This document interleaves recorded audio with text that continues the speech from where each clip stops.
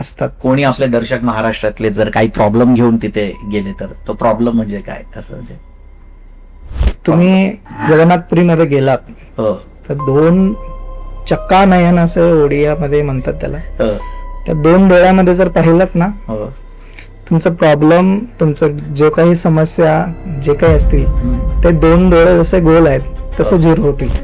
की हे जगन्नाथ नक्की काय आहेत आणि जगन्नाथ नक्की कोण आहेत? जे ओडियामध्ये जगतरनाथ जगन्नाथ, ओके. जो जगताची उत्पत्ती त्याच्यापासून झाली. हो ही सृष्टी ज्या वेळेस नव्हती, हो काहीच नाही, समजा हे ब्रह्मांड नाहीये, हा, ना पृथ्वी नाहीये, ना सूर्य नाहीये, चंद्र नाहीये. हो आता मी तुम्हाला सांगेन, एक 5 सेकंदासाठी तुम्ही डोळे बंद करू शकता. हो उघडा. काय दिसलं तुम्हाला? काहीच नाही, अंधार. ब्लॅक. ते जगन्नाथजी आहेत. ब्लॅक आहे. कृष्ण आहेच, कृष्ण तर आहेत, तर तो महाविष्णू आहे. फ्रेंड्स असतात पूर्ण नाहीये, अर्धवट आहे. तर अवंतिकापूरचा इंद्रद्युम्न राजा होता. तो खूप विष्णू भक्त होता. रडतो, खूप प्रार्थना करतो, मी तुला अर्धवटच बनवलं, मी थोडंसं थांबायला पाहिजे होतं, हे अर्धवट मूर्तीचं मी कसं स्थापन करतो. आणि जिथं आहुती दिलं जातं तिथून एक दिव्य असा तेज त्या लाकडामध्ये जातं. जसं सूर्य मावळत जातं, इकडं पूर्ण अंधार होत जातं, तिकडून प्रकाश पडत जातं. वा. जगन्नाथजींना डिस्टर्ब करत नाही. आणि जगन्नाथजी हनुमंताला म्हणलेत हा. की मला डिस्टर्ब होतंय हो, हो, हो. मी झोपल्यानंतर. हा. तर तिथं कानपट्टी हनुमान पण आहे, जो संपूर्ण हवा त्याच्या कानात घेतो. जगन्नाथजींचं उलट आहे. अच्छा. जगन्नाथजींना रात्री हा. झोपवताना त्यांचं श्रृंगार केलं जातं. त्याला आपण बडा सिंगार बेश म्हणतो. फुलांनी सजवलं जातं जगन्नाथजींना. हा. आणि कपाट बंद केलं जातं. कपाट बंद झाल्यानंतर साक्षात सगळे देवी देवता लोक येऊन जगन्नाथजींचं दर्शन घेतात. गरुड पक्षी नीलचक्करच्या वरती जाऊन बसला होता. आणि दुसऱ्या दिवशी एवढा मोठा ऍक्सिडेंट झाला. पुरीचं नाव एक नाहीये, त्याला नीलाचल क्षेत्र म्हणतात, त्याला नीलाद्री क्षेत्र म्हणतात, वा. त्याला नरसिंह क्षेत्र म्हणतात. वा. नरसिंह भगवान पण प्रकट झालेला आहे. तर आमच्या महाराष्ट्रातले गणपती पण तिथे येतात का? गणपती भट्ट नावाचा एक ब्राह्मण होता. तो जिथं बघेल तिथं गणपतीचं पूजन करायचा. गणपती, पण इथं गणपती कुठे आहेत बरोबर. असं म्हणलं की तो बघितला, सोंडच नाहीये, मोठे मोठे कानच नाहीये, लंबोदरच नाहीये, एका बाजूला जाऊन बसला. बरोबर. साक्षात जगन्नाथजी त्या दिवशी एका छोट्या बालकाच्या रूपात त्याला जाऊन भेटले आणि म्हटले, तू कोणाचं दर्शन घ्यायला आलास? भगवंताचा, गणेशजींचा. मग जा ना, बघ ना, गणपतीचं आहे ते. तिथे असं म्हणतात की जगन्नाथ साक्षात आहे. तर त्यांची पूजा कशी होते? त्या काही तांत्रिक फॉर्म मध्ये होते का? हो. जसं की षोडशोपचार हो पूजा आहे, तो तर होतच तिथे. हो काही गुप्त अनुष्ठान आहेत, हो. काही माहीत असले तरी काही सांगता नाही येण्यासारखे आहेत, कारण साक्षात भगवंत आहेत. तुम श्री चरण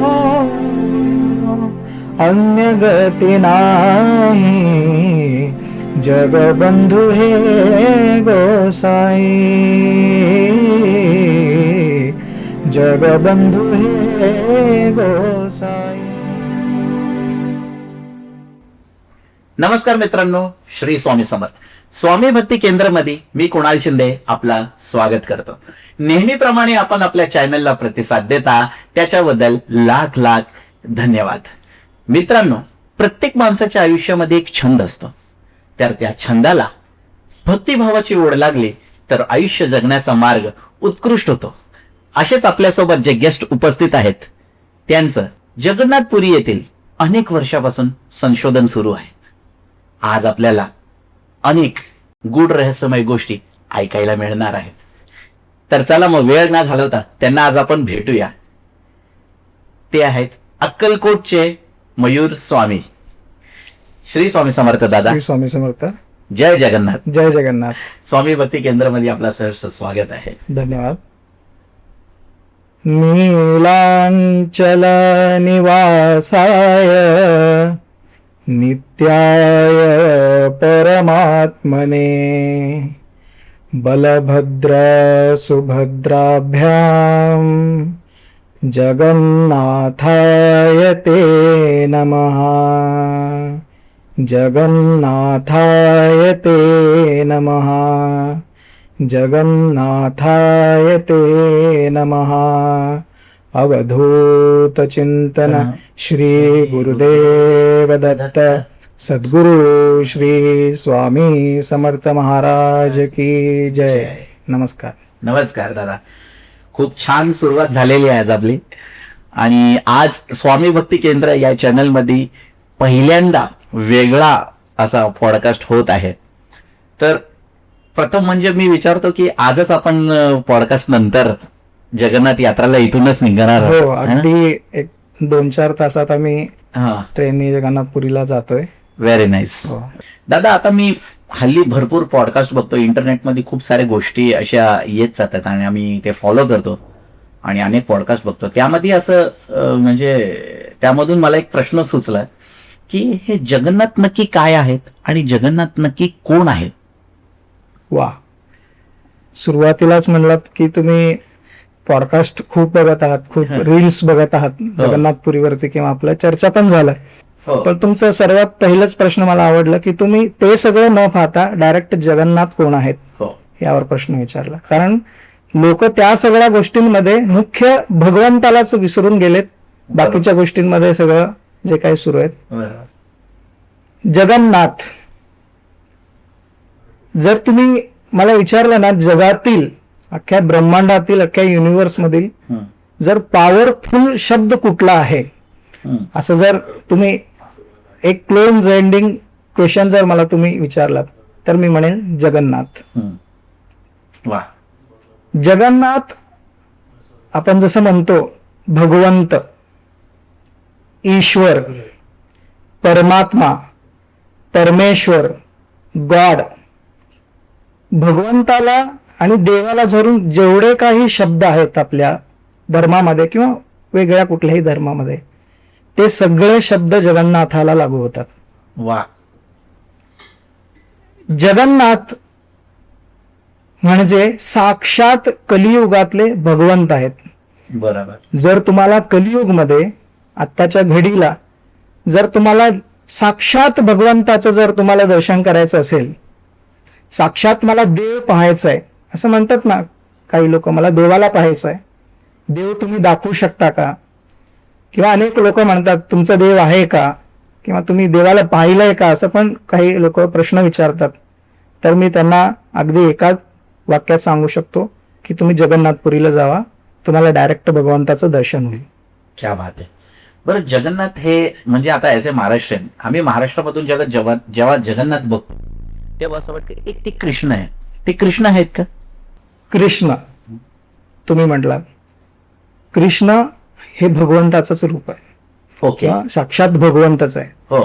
पण आपण भगवंत ज्या वेळेस हे शब्द उच्चारतो हम्म. तेव्हा आपल्या डोळ्यासमोर येतो तो महाविष्णू. बरोबर. आणि जगन्नाथ हा जर शब्द उच्चारतो, ज्या कोणाला जगन्नाथजी माहीत आहेत त्या सर्व लोकांना माहीत आहे जगन्नाथजींचं स्वरूप कसं आहे किंवा जगन्नाथ कसे दिसतात.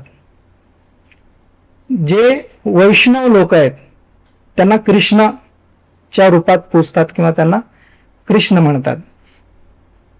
हेच सगळ्यांना जास्त करून माहीत आहे. पण जे शैव लोक आहेत, जे शिवाचं पूजा करतात किंवा शिवाचं आराधना करतात, त्यांना साक्षात शंकर किंवा महादेव असं दर्शन घेतात. बरोबर. आणि त्याचबरोबर जे लोक कालिका देवीचं पूजा करतात, जास्त करून आपल्या बंगाल किंवा आसाम, ओडिशा सगळ्याकडे, हा. ते लोक त्यांना साक्षात दक्षिण काली म्हणून देखील मानतात. बरोबर. आणि त्याच प्रकारे आपले शबर जातीचे लोक किंवा आदिवासी लोक हो. जे आहेत हम्म. त्यांना वृक्ष देवता पण म्हणतात. वा. असे हे जगन्नाथ आहेत. बरोबर. फक्त कृष्णाचं पूजा करतो किंवा कृष्ण आहे हा. आहेच हो. नाही म्हणू शकत नाही आपण, हो. तो तर कृष्ण देखील भगवंतच आहेत. हो. पण जगन्नाथजींना आपल्या धर्मातलं झालंय, ते तर सनातन हिंदू धर्मातलं झालं. वेगवेगळ्या धर्मातील लोक देखील त्यांच्या देवाला किंवा त्यांना ईश्वरांना ते जगन्नाथ मध्येच पूजन करतात काही लोक. बरोबर. आणि जगन्नाथ जे आहेत साक्षात भगवंत आहेत भगवान. असं म्हटलं जातं किंवा असा आख्यायिका आहे बरोबर. इतर सगळ्या देवांना देव, आणि जेव्हा जगन्नाथ गोष्टी येतात तिथं महा शब्द लागतं. ते असं काय काही ठिकाणी महा लागतं, म्हणजे सांगा बरं. हो, आता पहा ना तुम्ही, हा. 4 धाम आहेत आपले. हो. पहिलं जे धाम आहे बद्रीनाथ, हो. जो बद्री हो. विशाल हो. देखील म्हणतो आपण. हो. आणि दुसरं जे धाम आहे द्वारकाधीश, हम्म. त्याला पण आपण द्वारकाधीश गुजरातला जो आहे. आणि तिसरं जे आहे रामेश्वरम, त्याला आपण रामनाथ म्हणतो. हो. पण आपल्या ओडिसामध्ये जे 4थं धाम आहे, हम्म. जे सर्वश्रेष्ठ धाम म्हणून पण मानलं जातं, ते जगन्नाथ धाम आहे. त्याला पुरी नाथ म्हणत नाही, किंवा ओडिसाचा नाथ म्हणत नाही, किंवा भारतचा देखील नाथ म्हणत नाही. आपण डायरेक्ट म्हणतो जगत के नाथ जगन्नाथ. ओडिसामध्ये त्याला म्हणतात, जे ओडियामध्ये जगतर नाथ जगन्नाथ, ओके. जो जगताची उत्पत्ती त्याच्यापासून झाली, हो. किंवा तो जगताचा नाथ आहे बरं. त्याला म्हणून. आणि अनेक लोक त्याला अनाथांचा नाथ देखील म्हणतात. वा. ज्यांचं कोणी नाही त्यांचं जगन्नाथ आहे. वा. आणि पुरी सर? पुरी जे आधी नाव आहे पुरीचं, तो पुरुषोत्तम आहे. ओके. पुरीचं नाव. आता ओडिसा राज्य आहे, त्याचं नाव ओडिसा आहे, पण आधी कलिंगा प्रदेश म्हणायचा. त्यानंतर उत्कल प्रदेश झाला. बरं. द्राविड उत्कल गंगा, जो आपल्या बरं. राष्ट्रगीतामध्ये पण ओडिसाचा उल्लेख आहे. आता ओडिसा झाले. हा. तशा प्रकारेच पुरीचं नाव आधी पुरुषोत्तम क्षेत्र होतं. ओके. पुरीचं नाव एक नाहीये. त्याला नीलाचल क्षेत्र म्हणतात, त्याला नीलाद्री क्षेत्र म्हणतात, वा. त्याला नरसिंह क्षेत्र म्हणतात. नरसिंह भगवान पण प्रकट झालेले आहेत, ते बरोबर. पण नंतर पाहूया. आणि पुरी हे आद्य गुरु शंकराचार्यांनी नाव ठेवलं. का नाव ठेवलं? आताच म्हणलं तुम्ही, 4ही धामामध्ये सर्वश्रेष्ठ धाम पुरी म्हणतात. सगळ्या धामांची जी निष्ठा आहे ते तिथं पुरी होते. तुमच्या सगळ्या इच्छा तिथं पुरी होतात, पूर्ण होतात. त्याला पुरी असं पण म्हटलं जातं. आणि पुरुषोत्तम क्षेत्रावरून पण पुरी हे शब्द आलं. Very nice. जसं तुम्ही म्हणाला की आता जगन्नाथ मध्ये सगळे देवांचा समावेश आहे, तर आमच्या महाराष्ट्रातले गणपती पण तिथे येतात का? अरे वा, खूप छान प्रश्न तुम्ही विचारलात. हो. महाराष्ट्र म्हणलं की गणेशोत्सव किंवा गणपती, आपल्याकडचे दगडूशेठ म्हणा, सिद्धिविनायक म्हणा, किंवा आपल्या सर्व जिल्ह्यांमध्ये गणेशोत्सव खूप मोठ्या प्रमाणात साजरा केला जातं. हो. असंच काही वर्षांपूर्वी एक आख्यायिका आहे. जसं तुम्हाला महाराष्ट्र म्हणलं की गणपतीच आठवला, हे सगळ्या देवी देवतांचं नाव घेतल्यानंतर, तसाच एक प्रश्न पडला होता. तो म्हणजे गणपती भट्ट नावाचा एक ब्राह्मण होता. ओके. एक व्यक्ती, तो जिथं बघेल तिथं गणपतीचं पूजन करायचं, गणपतीचंच उपासना, गणपतीचंच आराधना करायचं. तो सगळ्या देवी देवता लोकांमध्ये फक्त गणेशजींनाच बघायचा. जसं आपल्या महाराष्ट्रात आपण बघतो, किंवा महाराष्ट्रात अजून पण महाराष्ट्रात लहान मुले सगळे गणेशोत्सवामध्ये इतकं वेडे होतात, ते सगळीकडे गणपतीच बघतात. बरोबर. आम्ही पण गणपतीचं खूप उत्सव वगैरे खूप मोठ्या प्रमाणात केलंय, करतोय अजून पण. गणपती भट नावाचा व्यक्ती असंच गणेशजींचाच उपासना करायचा आपल्या महाराष्ट्रातलं. त्याला कोणीतरी सांगितलं, तुला जर, मी जसं तुम्हाला सुरुवातीला सांगितलं, कलियुगामध्ये जर भगवंताचं, साक्षात भगवंताचं दर्शन करायचं असेल तर पुरी मध्ये जाऊन तुम्ही दर्शन घेऊ शकता. तसं गणपती भटला देखील सांगितलं की तुला भगवंताचं दर्शन करायचंय का, पुरीमध्ये जा. तो म्हणला, माझं देव तर गणपती आहे, मी तर गणेशजींना सोडून कोणाचं दर्शन घेत नाही. असं तो एक व्यक्ती होता जो निष्ठा खूप होता, निष्ठावान होता गणेशजींच्या भक्तीला धरून. मग तो ओडिसाला गेला. ज्या दिवशी तो ओडिसाला गेला त्या दिवशी ज्येष्ठ पौर्णिमा होती. म्हणजे आपल्याकडं वट पौर्णिमा म्हणतो, त्यांच्याकडं ओडिसामध्ये देवस्नान पौर्णिमा असं म्हणतात. देवस्नान पौर्णिमा, महास्नान पौर्णिमा देखील असं म्हणतात तिथं. तर तिथे गेल्यानंतर तो गेला, तिथे विचारला की जगन्नाथ मंदिर कुठे आहे. मग असं दाखवलं गेलंय, असं जावा तुम्ही, तिथे जगन्नाथ तुम्हाला दिसतील. बरं. त्या दिवशी भगवंतांना बाहेर आणलं जातं आणि त्यांना 108 कलशांनी स्नान केलं जातं पौर्णिमेच्या दिवशी. त्याला देवस्नान पौर्णिमा असं ओडिसामध्ये म्हणतात. मग तो गेला जगन्नाथजींच्या दर्शनासाठी आणि पाहिला, अरे म्हटलं, हे गणपती कुठे आहेत? मला गणपतीचं दर्शन करायला, भगवंताचं दर्शन करायला इथं घेऊन आलं म्हटले मला लोक, पण इथं गणपती कुठे आहेत? बरोबर. असं म्हटलं की तो बघितला, सोंडच नाहीये, मोठे मोठे कानच नाहीये, लंबोदरच नाहीये. मग गणपती नाही म्हणून तो रिटर्न पाठीमागे गेला आणि समुद्राच्या कडेला जाऊन तो बसला. तो म्हणू लागला उगाच आलो मी, इथं तर मला भगवंत आहे असं म्हटलं गेलं, गणपती आहे म्हटलं गेलं, तर नाहीच आहे. म्हणून तो एका बाजूला जाऊन बसला.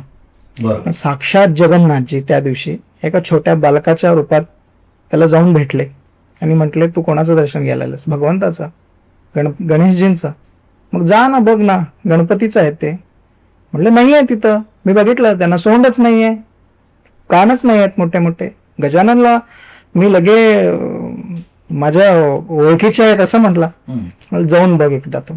म्हटल्यावर अजून एकदा गणपती भटनी जगन्नाथजींचं दर्शन घ्यायला गेले आणि साक्षात जगन्नाथजी त्यांना गजानन वेशमध्ये दर्शन दिलं.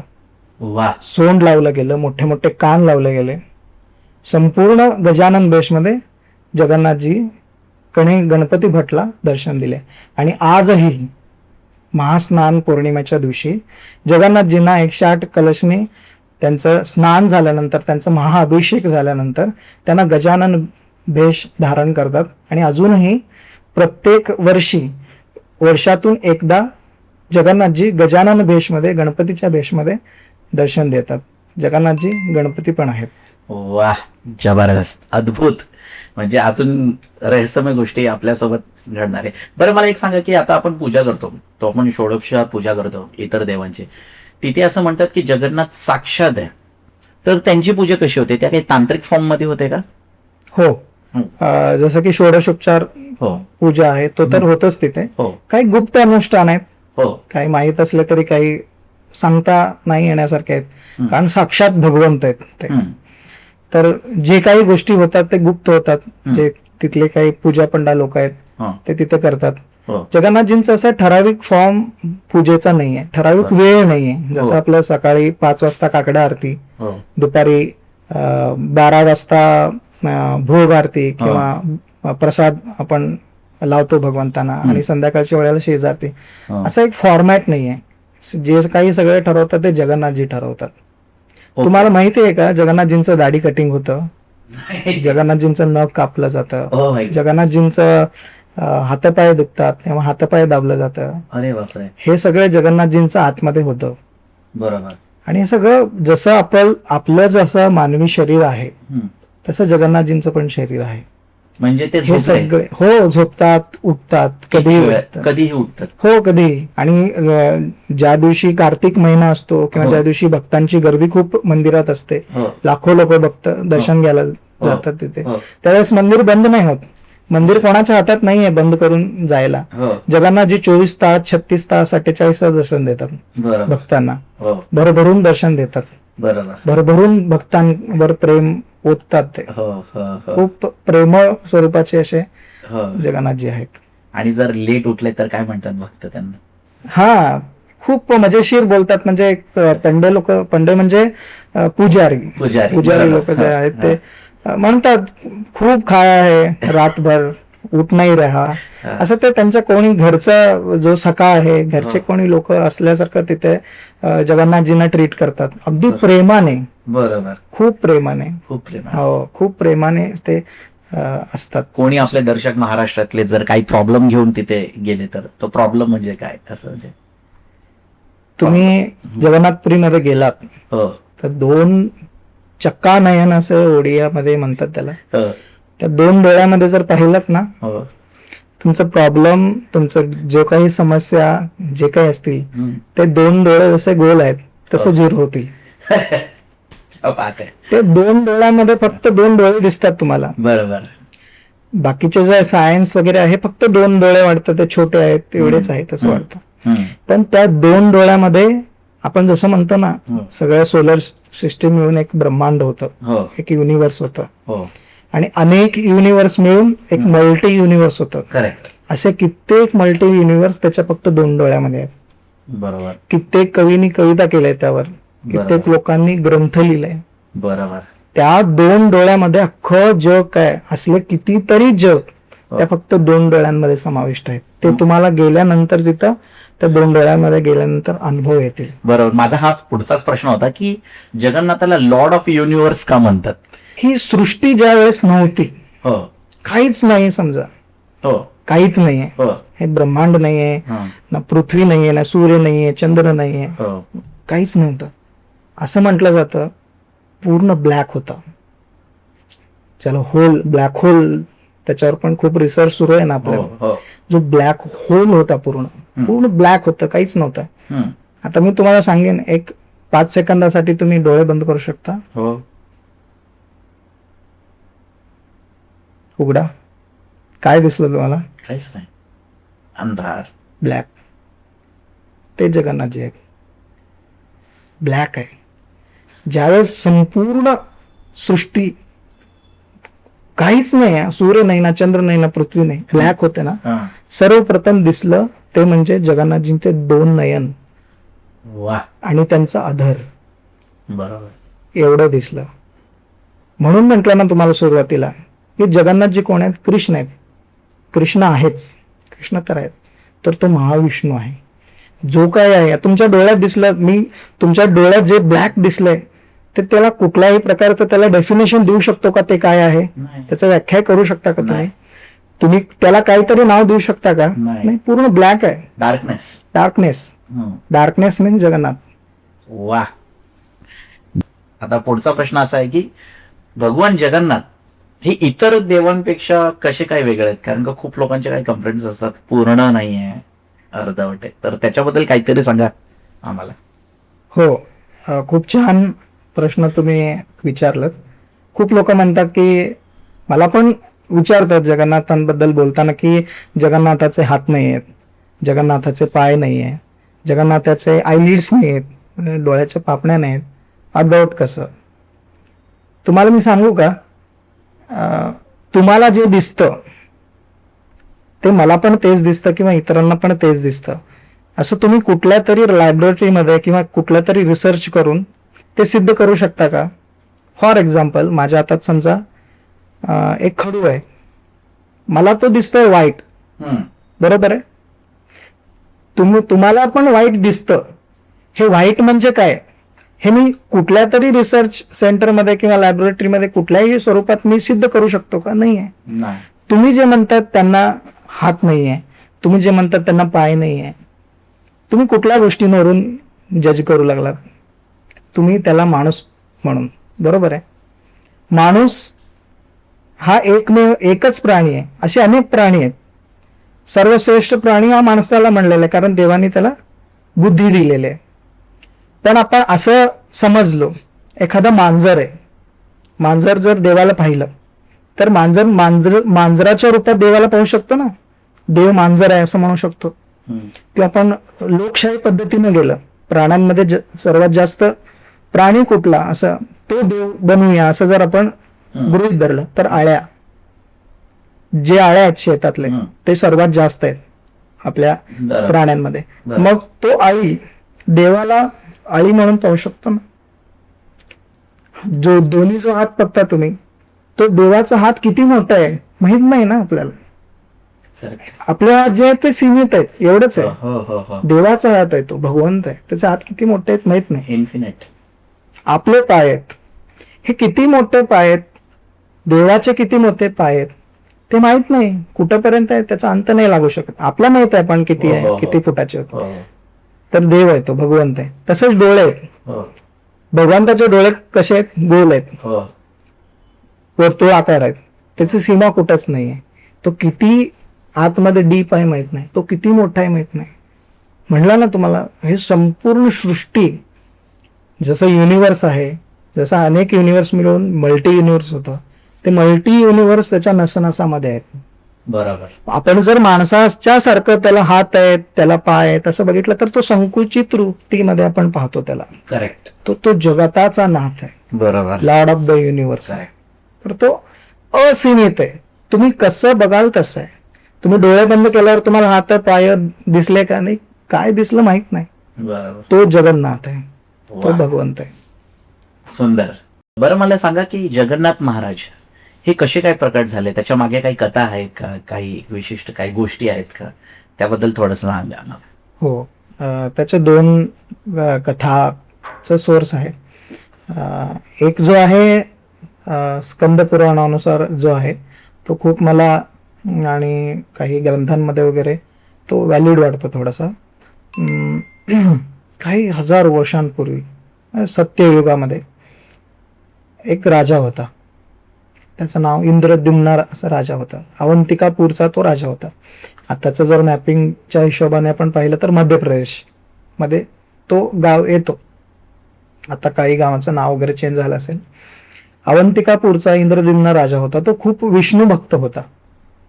खूप उपासना विष्णूजींचं करायचा. मग त्याला कोणीतरी सांगितलं असंच की महाविष्णू जर कुठे असतील, तुला महाविष्णूचं जर दर्शन घ्यायचं असेल तर तो कलिंग प्रांतामध्ये आहे. जसं ओडिसा म्हटलं, एक महानदी आहे.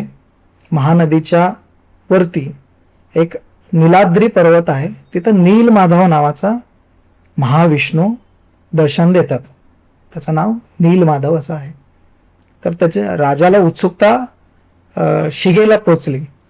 आता राजा विष्णूचं भक्ती करतोय आणि त्याला कोणीतरी सांगितलं तिथं साक्षात महाविष्णू आहेत. तो पळत सुटेल ना. मग सगळ्या राज्याच्या लोकांना बोलवलं. तिथं चर्चा झाली त्यांच्यामध्ये. जो तिथं नीलमाधव आहे त्याचं त्वरित जायचं, त्याचं त्वरित दर्शन करायचं आहे. मला राहत नाहीये. मग लोक म्हणाले थांब, आधी कोणाला तर पाठवूया तिथं, खरंच आहेत का, मग त्याचा शोध घेऊन येऊ दे, मग तू दर्शन करायला जा किंवा त्याचं दर्शन घे. बरं. मग म्हटल्यानंतर तिथला एक ब्राह्मण व्यक्तीला, ज्याचं नाव विद्यापती आहे, त्याला तिथं पाठवलं जातं. तो जातो. जसं सांगितल्याप्रमाणे त्या काळातल्या ज्या काही रूट आहेत किंवा ज्या काही रोड असतील त्याप्रमाणे तो विद्यापती कलिंग प्रांतमध्ये महानदीच्या जवळ जातो. महानदीला पाहिल्यानंतरच एक पर्वत दिसतं त्याला, नीलाद्री पर्वत म्हणतो. त्याचा एक प्रकाश दिसतो, असा निळा, पूर्ण निळ्या रंगाचा प्रकाश असा चमकताना दिसतो. आणि तिथून एक कावळा येतो उडत उडत, त्या प्रकाशाच्या समोरून जातो आणि तो महानदीत बुडतो कावळा. फक्त त्याचा प्रकाश दर्शन झाल्यानंतर तो जो कावळा आहे वरती उडून जातो. जात असताना तो चतुर्भुज होऊन जातो. तो महाविष्णूच होऊन जातो. मग तो बघून विद्यापती खूपच त्याचा उत्कंठा शिगायला पोचते. खरोखरच विष्णू आहेत. पण तिथं जायचा रस्ता माहित नसतं त्याला. मग कसं जायचं, झाडं झुडपं किंवा पर्वत आहे. म्हणून त्या डोंगराच्या पायथ्याशी एक वस्ती भेटते त्याला, जे की आदिवासी वस्ती, शबर जातीचा. तिथला जो प्रमुख असतो त्याचं नाव असतो विश्ववसू. त्यांना जाऊन तो भेटतो. मग तिथं गेल्यानंतर त्याला कळतं की फक्त विश्ववसू जो आहे, त्या शबर जातीचा जो आदिवासी लोक आहेत त्यांचा प्रमुख, तो वरती एकटाच जाऊ शकतो. त्याला एकट्यालाच तो जो रस्ता आहे माहीत आहे आणि तो एकटा जाऊन त्या नीलमाधवचा पूजा करून येतो. आणि त्याच्यानंतर साक्षात देवी देवता लोक येऊन तिथं पूजा करतात आणि दर्शन घेऊन जातात, असं त्याला कळतं. त्याला दर्शन करायला घेऊन जात नाही हे त्याला कळतं तिथं. म्हणून तो काय करतो, विश्ववसूची मुलगी असते ललिता, तिला तो प्रेम करतो आणि प्रेम करून तिच्याशी तो लग्न करतो. ओके. तिथं जातो तो विद्यापती. त्याला कळतं की हे अशक्य आहे माझ्या हातून, किंवा मला हे पाठवणार नाहीत. मी जे सांगितलंय ना, मला नीलमाधवचं दर्शन करायचं किंवा राजाला दर्शन करायचं आहे, तर हे पाठवणार नाहीत, मला मारून पाठवतील. मग तो ललिताच्या प्रेमात पडतो. मग तो विद्यापती विश्ववसूच्या मुलीशी लग्न करतो, ललिताशी. आणि आता त्याची प्रिय पत्नी झाल्यानंतर ललिताला म्हणतो की मला तुमचे वडील जे विश्ववसूवरती जाऊन रोज पूजा करून येतात, जाताना फुल आणि प्रसाद वगैरे घेऊन जातात, तिथं मला जायचं आहे. ती म्हणते नाही, ते त्यांच्याशिवाय तिथं वरती कोणीही जाऊ शकत नाही, कारण ते गुप्त आहे, ते नीलमाधव आहेत, त्यांना बघण्याची तुमची दृष्टी नाही आहे तेवढी. साक्षात फक्त ते एकालाच दिलंय, विश्ववसूला, जे त्या जातीच्या प्रमुख आहेत. आणि देवी देवता लोक येऊन दर्शन घेऊन जातात, असं नाही जाऊ शकत. पण तरी सुद्धा तो बायको आहे, तो खूप दिवस झाला मनवतो, तिथंच बसतो. मग शेवटी ललिताने त्यांच्या वडिलांना, विश्ववसूंना सांगते की असं त्यांना नीलमाधवचं दर्शन करायचं आहे, कृपया घेऊन जावा ह्याला. तो खूप काळ आहे, मी खूप शॉर्टकटमध्ये सांगायला थोडंसं. हो. मग त्याच्यानंतर दोघेही जातात वरती नीलमाधवचं दर्शन घ्यायला. नीलमाधवचं त्यांना दर्शन होतं. नीलमाधव म्हणजे साक्षात जगन्नाथजींचं नावच आहे नीलमाधव. आता देखील नीलमाधव म्हणतात काही लोक. एक दिव्य अशा स्वरूपात, आपण एक स्फटिक सारखं म्हणू शकतो, निळ रंगाने पूर्ण प्रकाशित झालेला असं तो विग्रह असतो, साक्षात विग्रह. ते पूजा करत असतात तिथे. पण त्याच्या मनात इच्छा येते की ह्याला घेऊन जायचं. तिथं तो लुप्त होतो, एका सेकंदात लुप्त होतो. विश्ववसू आणि त्यांच्यामध्ये दोघांमध्ये भांडण होतात. तुझ्यामुळं माझा देव इथनं गेला. सगळे रडायला चालू करतात. भांडण होतं तिथं खूप मोठं. तिथनं लोक खाली येतात. तिथं सगळे जे आदिवासी शबर जातीचे लोक सगळे रडायला चालू करतात की नीलमाधव गेले आमचे. आता बघा ना, स्वतःचं देव गेलं तर कसं होतं. बरोबर. पण तिथं साक्षात भगवंताचं एक आकाशवाणी येते त्यांच्या मनात आणि नारद मुनी प्रकट होतात. सांगण्यात येतात की नीलमाधवचं जे दर्शन आहे ते इथपर्यंतच आहे. जसं सीमित होतं फक्त शबर जातीच्या लोकांसाठी किंवा विश्ववसूच जाऊन त्याचं पूजा करत होता. पण आता मात्र नीलमाधव एक वेगळ्या स्वरूपात जे सर्वांसाठी दर्शन देणार आहेत. आणि हे जे कार्य आहे, हे कार्य भगवंताला प्रकट करण्याचं जे कार्य आहे ते इंद्रद्युम्न राजाकडून होणार आहे असं सांगण्यात येतं. मग हे सगळं ऐकून विद्यापती जाऊन इंद्रद्युम्न राजाला सांगतो, तू दर्शन घेऊ शकत नाही. मग इंद्रद्युम्न राजा खूप रडतो. खूप हे होतं त्याचं, म्हणजे मी नीलमाधवचं दर्शन नाही घेऊ शकत. मग तिथं परत नारद मुनीचं प्रकट होतं आणि गरजेचं असतं ते. कारण सांगितलं जातं त्यांना की तू रडू नकोस राजा, नीलमाधवचं दर्शन घेण्याची तुझी हे नाही आहे, ते खूप दिव्य आहे. फक्त ते त्या जातीतल्या लोकांसाठी किंवा विश्ववसूंनी जाऊन तिथं दर्शन घेत होते. पण तुझ्या हातून खूप मोठं कार्य घडणार आहे. तुला हे जे नीलमाधवचं स्वरूप आहे, हे भगवंताचं स्वरूप आहे. साक्षात संपूर्ण युगासाठी, याच्यानंतर कलियुगासाठी दर्शन देण्यासाठी, भगवंताचं दर्शन देण्यासाठी तुझ्या हातून होणार आहे. तू मोठा यज्ञ कर, तू मोठा यज्ञ कर सर्वांना घेऊन. तुला आकाशवाणी होईल किंवा तुला भगवंत साक्षात प्रकट होऊन सांगतील पुढचं दर्शन कसं देणार आहे. तर आत्ताचं पुरीमध्ये इंद्रद्युम्न सरोवर आहे, त्याच्या बाजूला गुंडीचा मंदिर आहे, त्याच्याच बाजूला नरसिंह भगवानचं देखील मंदिर आहे. त्या भागामध्ये मोठं यज्ञ केलं जातं आणि यज्ञ करून आहुतीचा वेळ जो येतो, शेवटचा वेळ ज्याला म्हणतो आपण, तेव्हा म्हटलं जातं की साक्षात ब्रह्माजी आले आहुती द्यायला, त्या यज्ञाची आहुती द्यायला. मग आहुती दिल्यानंतर तिथं साक्षात नरसिंह भगवान प्रकट होतात आणि इंद्रद्युम्न राजा घाबरून जातो. मग नरसिंह भगवान शांत होतात. आताही जर तुम्ही जगन्नाथपुरीमध्ये गेलात, गुंडीच्या मंदिरच्या अगदी मागे एक नरसिंह भगवानचं मंदिर आहे. जगातलं एकमेव असं नरसिंह भगवानचं मंदिर आहे जे शांत स्वरूपाचं आहे. आपण जिथं कुठं जाल तिथं उग्र असं बघितलेलं आहे. मग परत तिथे नारद मुनी प्रकट होतात आणि सांगतात, यज्ञाचं आहुती देऊन तुम्ही समुद्राच्या दिशेने जावा. तिथं तुम्हाला भगवंत कुठल्या स्वरूपात दिसणार आहेत ते सगळं तुम्हाला तिथे गेल्यानंतर कळेल. मग सगळे लोक इकडे आहुती देतात आणि समुद्राच्या दिशेने जातात. जसं जसं सूर्य मावळत जातो पश्चिमेकडे, ते सगळे लोक समुद्राच्या दिशेने जातात. जसं जसं सूर्य मावळत जातो पश्चिमेकडे, तसं पूर्वेकडून एक दिव्य असा प्रकाश येत असताना त्यांना दिसतं, जो लिंबाचा ज्याला लाकूड म्हणतो, नीम की लकडी जसं आपण हिंदीमध्ये म्हणतो, उडियामध्ये म्हणतात, तसं तिकडं वाहत येताना दिसतं. आणि जिथं आहुती दिलं जातं तिथून एक दिव्य असा तेज त्या लाकडामध्ये जातं. जसं सूर्य मावळत जातं इकडं, पूर्ण अंधार होत जातं, तिकडून प्रकाश पडत जातं. मग राजा अद्भुत होतो, हे काय आहे? त्याला दारू ब्रह्म असं म्हणतात. जगन्नाथजींचं एक नाव आहे दारू ब्रह्म. दारू म्हणजे लाकूड, संस्कृतमध्ये दारू असं म्हणतात. ते वाहत वाहत त्यांच्या समुद्राच्या कडेला येऊन पोहोचतं. मग राजा परत विचलित होतो, हे काय मूर्ती आहे का, ह्याचं मूर्ती कसं बनवायचं, हा तर असं लिंबाचं मोठं असं लाकूड आहे ज्याला आपण दारू म्हणतो, ह्याचं मूर्ती स्वरूपात कसं आहे, देव कसा आहे, भगवंत तुम्ही जसं म्हणलं भगवंत प्रकट कसे झाले. मग तिथं परत एकदा नारद मुनी प्रकट होतात आणि ह्याच्यामध्येच देव आहेत.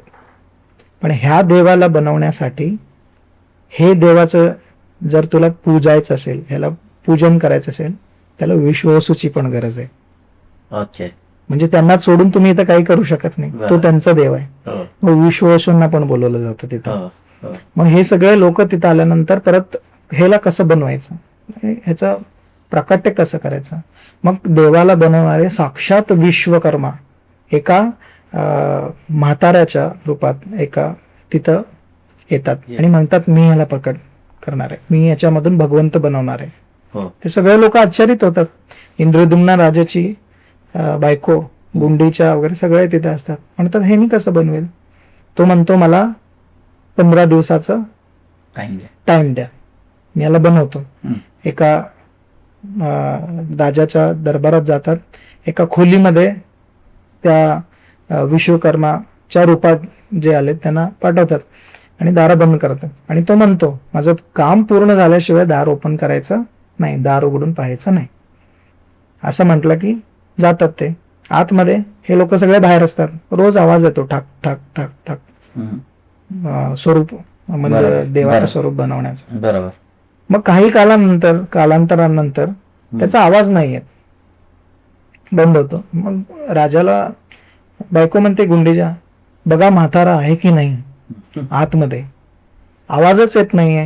आपण म्हणतो ना कोणीतरी असेल तर रोज आवाज येत होता ठक ठक ठक, आज आवाजच येत नाही, पूर्ण शांत झालाय, बघा कोण आहे का मूर्ती. म्हणला इंद्रद्युम्न राजा म्हणतो नाही, त्यांनी उघडायचं नाही म्हणले, तो दिव्य स्वरूप आहे, तो सर्वसाधारण माणूस नाही आहे. बरोबर. जो भगवंताला बनवण्याला आलाय साक्षात विश्वकर्माजी होते ना.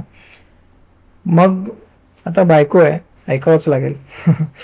त्यामुळे इंद्रद्युम्न राजा दोन्ही दरवाजा उघडतो आणि सगळे लोक आतमध्ये जातात. ते आत्ता जे आपण विग्रह बघतो जगन्नाथजींचा तशा रूपामध्ये जगन्नाथजी, बलरामजी, सुभद्रा आणि सुदर्शन महाप्रभू तशा अवस्थेत त्यांना पहिल्यांदा दर्शन देतात. मग राजा पुन्हा संतापतो, रडतो, खूप प्रार्थना करतो, मी तुला अर्धवटच बनवलं, मी थोडंसं थांबायला पाहिजे होतं, हे अर्धवट मूर्तीचं मी कसं स्थापन करू. म्हटल्यानंतर परत एकदा नारद मुनी तिथे प्रकट होतात. म्हणतात हे कली कित्येक द्वापर युगामध्ये ज्यावेळेस द्वारकाधीश कृष्ण द्वारकेमध्ये होते त्यावेळेस पहिल्यांदा भगवंतांनी अशा रूपात दर्शन दिलेलं आहे. तर हे जे रूप आहे भगवंतांना असंच बनायचं होतं, भगवंत अशाच रूपांमध्ये प्रकट झालेला आहे. हे सगळं भगवंताचाच प्लॅन आहे, भगवंतांनाच असं बनवायचं. आता आपण आपल्या आयुष्यात पण म्हणतो, आपण विचार करत बसतो, चिंतेत असतो सतत. मी तर म्हणतो जो चिंता करणारा व्यक्ती आहे, जो विचार करणारा व्यक्ती आहे, जर तुम्ही चिंता करत असाल तर तुम्ही देवाला मानू नका. बरोबर. आपण सोडून द्यायचं, आपलं काहीच नाही आहे, सगळं प्लॅन जे आहे त्याचं आहे. जे होतं ते चांगल्यासाठीच होतं. अगदी तुम्ही बिंदास्त मस्तपैकी छान जगलं पाहिजे. तेच तिथं भगवंतांनी दाखवून दिलं की राजाला म्हणलं हे माझं प्लॅन आहे, तू दरवाजा उघडणं, गुंडीजानी दरवाजा उघडायला लावणं, हे सगळं तुमचं भौतिक आहे. वा. भगवंत अशाच रूपात प्रकट होणार होते असं.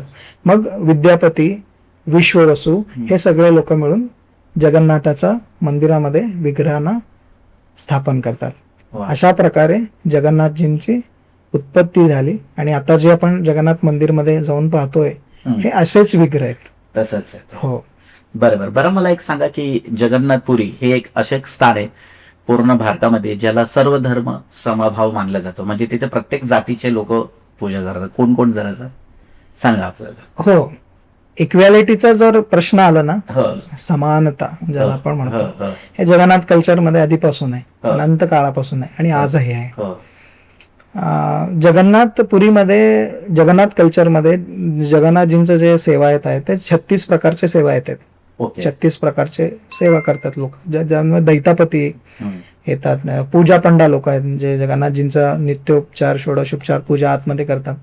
रथ निर्माण कार्य जे करतात ते वेगळे आहेत. स्नान यात्रेपासून ते अनसर दिवस म्हणतात, त्यांच्या जगन्नाथजींचा जे सेवा करतात ते लोक वेगळे आहेत. गरुडा सेवा येतात जे मंदिरावरचं ध्वज चेंज करतात वरती जाऊन. अशा सगळ्या जाती धर्मातले लोक जगन्नाथजींच्या कल्चरमध्ये येतात आणि त्यांचं सेवा करतात. आणि महत्वाचं म्हणजे जगन्नाथ ज्या वेळेस मंदिराच्या बाहेर येतात तेव्हा कुठलाच जाती धर्म बघत नाही. जगन्नाथजी पूर्ण असे एकमेव जगन्नाथ जे आहेत, एकमेव भगवंत आहे जे मूळ विग्रह, ज्याला आपण उत्सव विग्रह आणतो, उत्सवामध्ये ज्या भगवंताचा उत्सव विग्रह किंवा पादुका आणून त्याचा उत्सव करतो. पण जगन्नाथजी एकमेव असे देव आहेत जे स्वतः रत्नसिंहासन त्याग करून बाहेर येतात. आणि तिथं पाहत नाही. आता तुम्ही पाहता रथयात्रेमध्ये, तुम्ही टीव्ही मध्ये वगैरे पाहता 30-40 40 लोक आहेत. कुठल्या जातीचं आहे, ह्या जातीचे लोक पुढं, त्या जातीचे लोक मग, कोणच नाही. कोणीही जातं. आता काही पोलीस प्रशासनामुळं किंवा एक सेक्युरिटी म्हणून त्या जिथून भगवंत जातात तिथे एक सेक्युरिटी असते. आधी काहीच नव्हतं, कोणीही शिवत होते देव भगवंताला, गळाभेट करत होते. जगन्नाथजींचं असं जे हात आहेत त्याला डायरेक्ट जाऊन गळाभेट करून तुम्ही दर्शन घेत होता. त्यामुळे इक्वॅलिटी, समानतामध्ये जगन्नाथ कल्चर खूप पुढे आहे. बरं, माझा असा एक प्रश्न आहे की जगन्नाथपुरीचं जेव्हा नाव येतं, आता आम्ही महाराष्ट्रामधून आमचं तर बरेच लोकांचं दर्शन झालं असेल, नाही झालं असेल, त्या जागेला एवढं गूढ रहस्यमय का मानलं जातं? म्हणजे काय वैशिष्ट्य आहे तिथलं? खूप छान प्रश्न आहे. जसं की पुरी एक धाम आहे 4 धामपैकी. सगळ्याच धामामध्ये ऊर्जा असते. बरोबर. आम्ही भारतातले सगळेच मंदिर खास करून जे आहेत ते फिरून झालेलं आहे, त्याचं दर्शन झालेलं. जसं की अयोध्या धाम आहे, उज्जैन धाम आहे, काशी धाम आहे. तसं जगन्नाथपुरी एक धाम आहे, तिथं ऊर्जा आहे. आपण पाहिलं एक मध्यंतरी एक खूप मोठा एक नारा दिला, मंदिर वही बनाएंगे. का म्हटलं असं? कारण तिथं धाम आहे. बरोबर. अयोध्येमध्ये, आणि मंदिर आपण तिथंच बांधलो कारण ती ऊर्जा आहे. असं प्रत्येक धामामध्ये, आपलं पंढरपूर धाम आहे, ऊर्जा आहे. आपलं अक्कलकोट स्वामींचा धाम आहे, ऊर्जा आहे. आपण ज्यावेळेस वटवृक्ष स्वामी समर्थ मंदिरामध्ये जातात, तुम्ही खूप मोठा ऊर्जा तिथं पाहता. बरोबर. स्वामींच्या मठात ज्यावेळेस तुम्ही जाता किती ऊर्जा पाहता. तसं हे भगवंताचं धाम आहे. त्याला शंख क्षेत्र असं म्हणतात. बरोबर. तुम्ही पुरीला जर मॅपच्या दृष्टीने पाहिलं वरून, तर ते शंखाच्या आकाराचं आहे. तुम्ही वरतून जर पाहिलात, असं म्हटलं जातं की स्वर्गातून जर पुरीला पाहिलात, जगन्नाथाला पाहिलात, जर अलौकिक दिसेल तो. जसं चमकताना वगैरे आपण जसं टीव्हीत बघतो अॅनिमेशनच्या वगैरे वगैरे, तसं काहीतरी अद्भुत दिसेल, अलौकिक दिसेल, जे असीमित आहे, त्याला सीमाच नाही कुठल्याही प्रकारच्या. तिथं खूप ऊर्जा आहे. म्हणून आपण जगन्नाथपुरीमध्ये सुरुवातीला आपण म्हणलं ना, फक्त ह्याचीच चर्चा होत आहे, रहस्याबाबत. जगन्नाथपुरीचं रहस्य काय आहे, असं आहे तसं आहे. हे ऊर्जाचं प्रतीक आहे. बरोबर. हे ऊर्जा आहे. जसं की सगळ्यात जर प्रचलित किंवा फेमस ज्याला आपण म्हणू रहस्य आहे म्हणजे हवेच्या विरुद्ध दिशेने झेंडा. सगळे उलट्या दिशेने फडकतो, उलट्या दिशेने फडकतो, उलट्या दिशेने. इथंच चाललंय. आता तुम्ही नेटवर सर्च केला तर 90 ते 55% लोक फक्त एकच म्हणतात, उलट्या दिशेने, हवेच्या उलट्या दिशेने फडकतो. मी तर पाहिलंय 3ही दिशेला झेंडा फडकवताना पाहिलंय. जे खाली त्याला मन्नत का झेंडा म्हणतात. दोन्ही बाजूला ध्वज लावलं जातं. एक ह्या दिशेने वाहतो, एक ह्या दिशेने फडकतो आणि एक दुसऱ्याच दिशेने फडकतो. असं पण पाहिलंय मी. बरोबर. उलट्या दिशेने झेंडा तिथला फडकतो म्हणण्यापेक्षा उलट का पाहताय तुम्ही? जे हवा आहे ते पण भगवंत आहे. जे फडकतोय, झेंडा फडकतोय, हवेने फडकतोय, त्यात भगवंत बघा. जसे की आपण श्रीकृष्णाला पाहतो, इथं मोरपीस वगैरे सगळं श्रृंगार असतं. मोरपीस थोडा हल्ला नाही, भगवंतानी मोरपीस हलवलं, भगवंतानी अरे साक्षात भगवंत बघा, तो पण भगवंतच आहे. लोक फक्त चमत्कारला चाललेत. काहीतरी चमत्कार झालं, सगळे त्याच्या मागे जाणार. बरोबर. चमत्कार किंवा काहीतरी अद्भुत किंवा काहीतरी हात चालक हे 100-200 मध्ये भेटतं ना. तुम्हाला 100-200 रुपये दिलात तर तुम्हाला जादूगार काही दाखवतो, हात चालकीने काही दाखवतो, काही उडताना दाखवतो, बॉल गायब होताना दाखवतो, कोणी कापताना दाखवतात. तुम्हाला 100-200 मध्ये जादूगारांनी दाखवतो ना. मग तुम्ही ज्याचं सृष्टी करता आहे, जो भगवंत आहे, जवळ मला तुम्हाला म्हटलं मल्टी युनिव्हर्स त्याच्या रसमध्ये आहे, अंगात आहे, त्याला तुम्ही एवढ्या छोट्याशा गोष्टींनी पाहता. ध्वज फडकत आहे तो पण भगवंतच आहे. उलटा फडकू दे किंवा सरळ फडकू दे. असं म्हणतात की मंदिराची सावली पडत नाही. मंदिराची सावली पडो अथवा न पडो, तुम्ही तिथं का जाता? त्याच्यामुळे तुम्ही भगवंताला जज करणार का? मंदिराची जर सावली पडली नाही तर भगवंत आहे, मंदिराची सावली पडली तर भगवंत नाही असं म्हणणार आहे का? नाही आहे. सगळं त्याचंच आहे. पडू दे नाही पडू दे, वाहू दे नाही वाहू दे, सगळं त्याचंच आहे. आणि होतात चमत्कार. हो, खूप होतात जगन्नाथपुरीमध्ये. जसं की कोविड येण्याच्या आधी जे पतित पावन बाणा ज्याला म्हणतो, त्याला एकादशीच्या दिवशी आग लागली पूर्ण. आणि तिथले काही लोक म्हटले पुढील 2 वर्ष जगावर संकट येणार आहे. आलं कोविड फेज 1, कोविड फेज 2 पाहिला तुम्ही. आणि युद्ध होणार आहे आणि अनेक गोष्टी. आणि भविष्य मालिकामध्ये वगैरे लिहिलेलं आहे.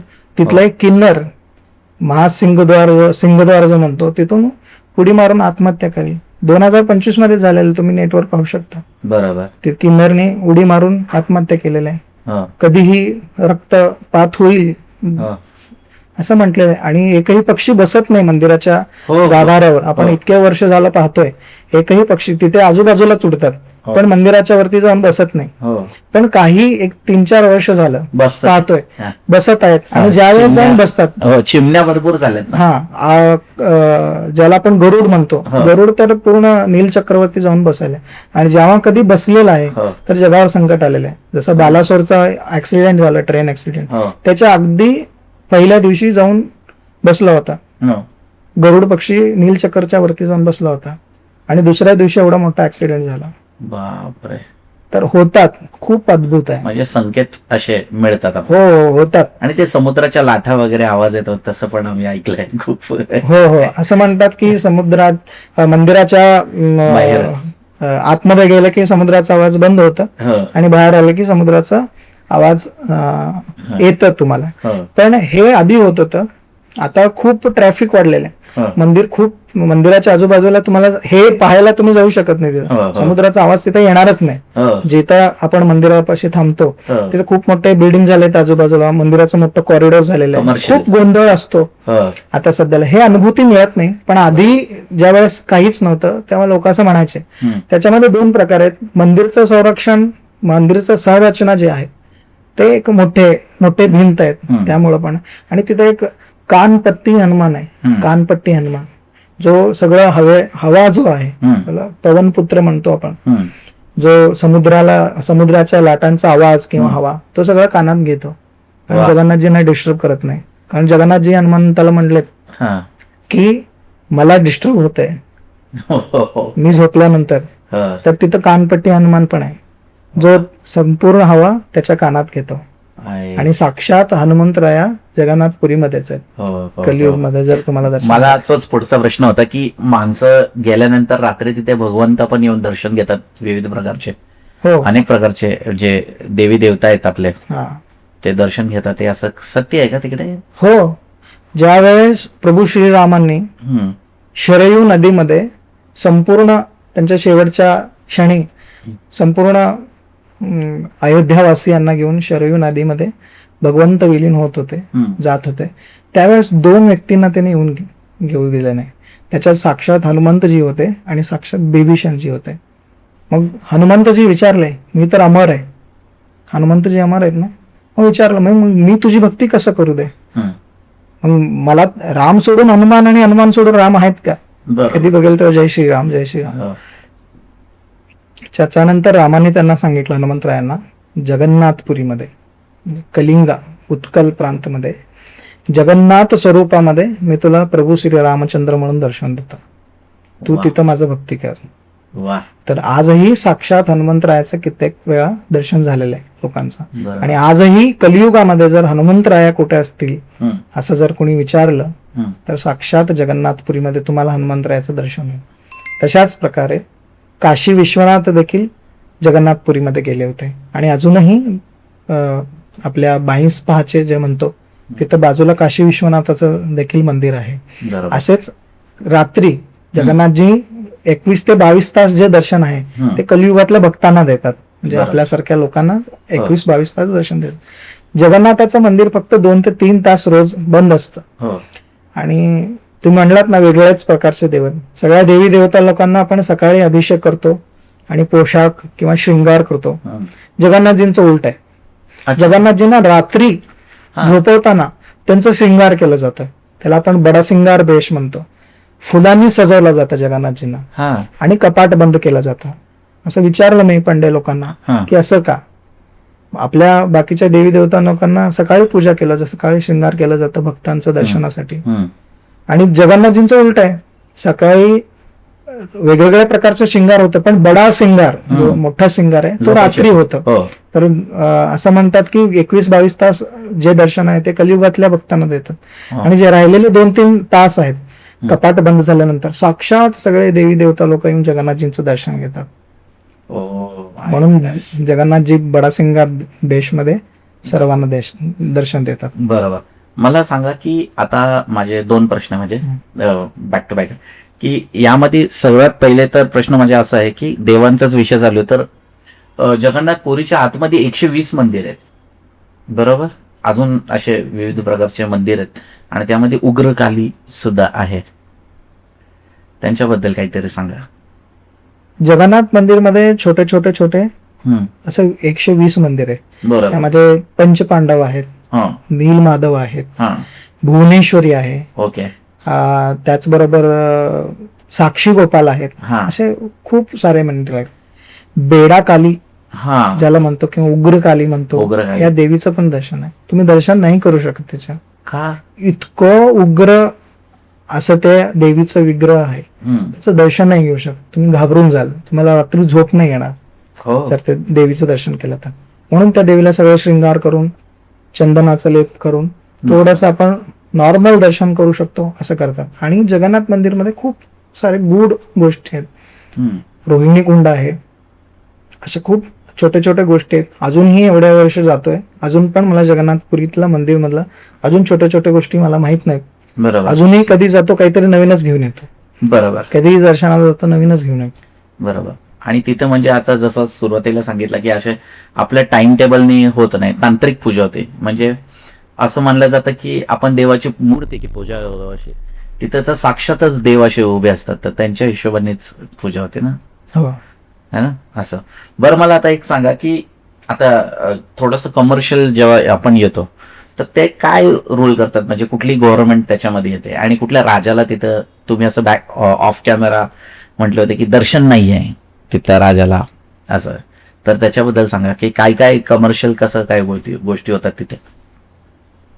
पुरीचं जे मंदिर आहे ते सेंट्रल गव्हर्नमेंट चालवतं, सेंट्रल गव्हर्नमेंटच्या ताब्यात आहे. अच्छा. आता जसं म्हणलं तुम्हाला 36 प्रकारच्या सेवा आहेत. हो हो. त्यातल्या 36 प्रकारच्या सेवा आहेत जे आहेत ते सगळे लोक जगन्नाथजींना शिवू शकत नाहीत. अच्छा. हा, म्हणजे काही ठराविक जे सेवा आहेत त्यांच्याकडेच आहे. गजपती महाराज तिथले प्रमुख आहेत, तिथले राजा आहेत. हो. ते गजपती महाराजांच्या त्यांच्या सांगण्यानुसारच तिथल्या सगळ्या गोष्टी होतात. बरोबर. आणि तिथले जे शंकराचार्य आहेत, पुरीचे शंकराचार्य, त्यांचाही भूमिका खूप आहे जगन्नाथपुरी मंदिरमध्ये. आणि साक्षात रथ वर ज्यावेळेस जगन्नाथजी चढतात किंवा रथवर बसतात, तर रथवर जे रथयात्रेचं जे पुजारी आहेत किंवा त्याचे पूजा पंडा लोक आहेत, पूजा करणारे, त्या लोकांना सोडून फक्त रथवर 2च व्यक्ती चढू शकतो जगन्नाथजींचं दर्शन करण्यासाठी. एक गजपती महाराज आणि एक शंकराचार्य. हे दोघांचं वरती जाऊन त्यांचे विधिवत जे काही पूजा अर्चना जे काही सेवा आहे त्याला तुम्ही ऐकलं असेल, सोन्याच्या खुंटीच्या झाडूने ते रथ म्हणजे राजा दाखवून देतो की किती मोठा असला तरी मी जगन्नाथजींच्या समोर एक छोटा सेवक आहे. ते तिथं सेवा करतात. सगळं सेवा करून झाल्यानंतर जगन्नाथजींचं रथ पुढे जातं. बरोबर. दादा खूप छान. आता मला हे विचारायचं आहे की ओव्हरऑल आता इतकं मोठं भव्य दिव्य मंदिर आहे, भारतातलं एवढं असं आपण म्हणतो, तिथे किती पंडे काम करतात ओव्हरऑल, आणि ते किचन जी जागा आहे, किचन किती मोठं आहे आणि त्याच्यामधलं काय रहस्य आहे त्याच्याबद्दल खूप लोक बोलतात. जवळपास एक 18 ते 20,000 लोक सेवा आहेत जगन्नाथ मंदिराशी जोडले गेलेले आहेत. अरे वा. त्याच्यामध्ये वेगवेगळ्या प्रकारचे सेवा येत आहेत. जसं की रथ बनवणारे सेवा आहेत वेगळे आहेत, पहंडी करत ज्याला आपण जगन्नाथजी मंदिराच्या बाहेर येतात रथवर चढण्यासाठी, हो, हो. ते हलत डुलत येतात, हो. त्यांना घेऊन येणारे सेवा आहेत वेगळे आहेत. किचन मध्ये काम करणारे सेवा आहेत वेगळे आहेत. जसं की आताच तुम्ही किचनचा विषय काढलात, तर जगन्नाथपुरीमध्ये गेल्यानंतर सर्वात मोठी जी वैशिष्ट्य आहे जगन्नाथ मंदिरचं किंवा जगन्नाथाचं ते म्हणजे भोग आहे. बरोबर. जसं की सगळीकडे आपल्याला प्रसाद भेटतो, हम्म. जगन्नाथ मंदिरमध्ये महाप्रसाद भेटतो. बरोबर. आपण एका देवाला दाखवल्यानंतर प्रसाद तो डायरेक्ट घेतो, दुसऱ्या देवाला दाखवत नाही. पण जगन्नाथाला लावलेला जो प्रसाद आहे ते सगळ्या देवांना प्रसाद लावला जातो, त्याच्यानंतर तो महाप्रसाद बनतो. सगळ्या देवाला म्हणतो आपण ठाकूरजी. जसं वृंदावनमध्ये गेलं तरी आपण म्हणतो ठाकूरजी. इथले आपले भगवंत बडा ठाकूर आहेत. सगळीकडे गेल्यानंतर आपण प्रभू म्हणतो देवाला, दुसऱ्या शब्दात पण काही हिंदी लोक वगैरे प्रभू प्रभू म्हणतो, इथे महाप्रभू आहेत. बरोबर. अशा प्रकारे इथल्या जो काही गोष्टी आहेत, जे काही रहस्य आहे म्हणा किंवा दर्शन म्हणा, सगळं अद्भुत आहे, बरोबर. मोठं आहे. कारण सुरुवातीपासून आपण बघतोय हो. महा आहे. तसंच तिथलं जो किचन आहे जगातील सर्वात मोठी किचन आहे. तुम्ही जगात एवढं मोठं किचन कुठेच बघितलं नसेल. तिथं किचन मध्ये 750हून जास्त चूल आहेत. बापरे. लाखो भक्तांसाठी तिथं रोज प्रसाद बनतो. बरोबर. अद्भुत किचनाचं रहस्य. आणि असं म्हणतात तिथं जे किचन मध्ये काम करणारे पंडे आहेत, जिथं किचन मध्ये काम करणारे लोक आहेत, ते साक्षात लक्ष्मीजींचा अवतार आहे. हो. किचन मध्ये सर्वसामान्य लोकांना जाण्याची एंट्री नाही, पण आपण किचन एक फटीतून बघू शकतो. बरोबर. तिथं आतमध्ये कित्येक लोक जगन्नाथजींचं सेवा करतात. इतकं डिवोशन देऊन ते सेवा करतात. रात्रंदिवस सगळे हे जे काही आपण पंडे लोक म्हणलो आपण 18 ते 20,000 जवळपास आहेत, खूप समर्पित भावने जगन्नाथजींचं सेवा करतात. खूप सरेंडर होऊन जगन्नाथजींची सेवा करतात. बरोबर. तन मन धन सगळं जगन्नाथ आहे. त्यांचा जगण्याचा आधारच जगन्नाथ आहे. बरोबर. त्यामुळे किचनचं सेवा खूप मोठी सेवा आहे जगन्नाथजींसाठी. भोग म्हणा, रोज 6 वेळा भोग लावला जातो. हो, रोज 6 वेळा भोग लावला जातं आणि 56 प्रकारचं भोग लावलं जातं. अन्न 56 प्रकारचे अन्न जगन्नाथजींना रोज भोग लावलं जातं. आणि तुम्ही आज 1000 लोक आले तरी भोग त्यांना पुरणार आणि थोडाही उरणार नाही. आणि 1,00,000 लोक आले तरी त्यांना सगळ्यांना पुरणार. असं म्हणतात की जगन्नाथचा भात जगत पसारे हात.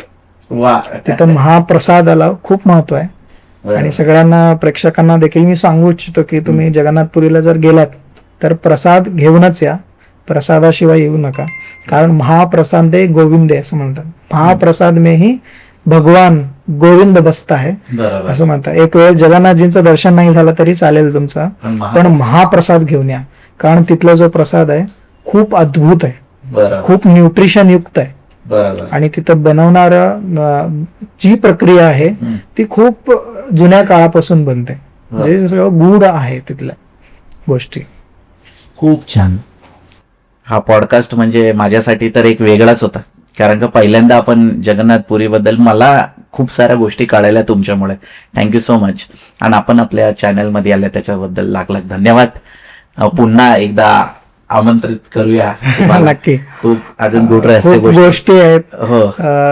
स्वामी भक्ती केंद्रनी आम्हाला जे अचानकपणे आमंत्रित केलं, आम्ही खरं पुरीला चाललोय, तुम्ही मुंबईला येतात तर थोडं आमच्याशी जगन्नाथ बद्दल चर्चा करा. बरोबर. असं म्हटल्यामुळे हे झालं. अजून एकदा आपण किंवा याचा पुढचा भाग आपण नक्की घेऊन येऊया. खूप सारे सिक्रेट्स आहेत, खूप सारे गूढ रहस्य आहेत. आपण खूप छोट्या छोट्या गोष्टींमध्ये जगन्नाथ कल्चर बद्दल किंवा जगन्नाथपुरी बद्दल बोललोय.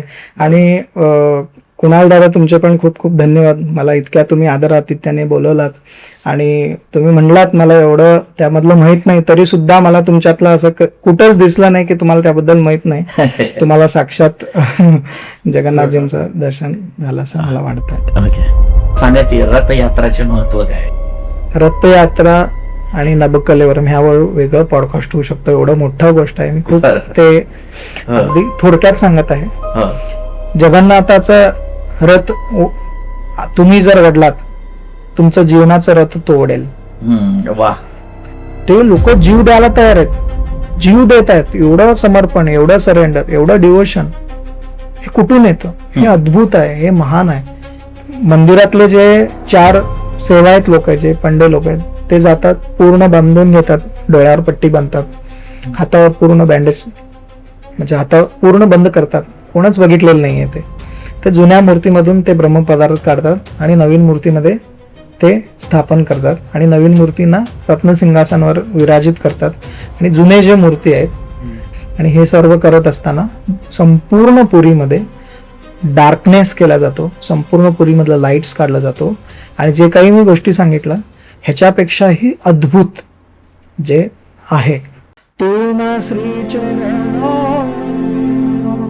अन्य गती नाही, जगबंधू हे गोसाई,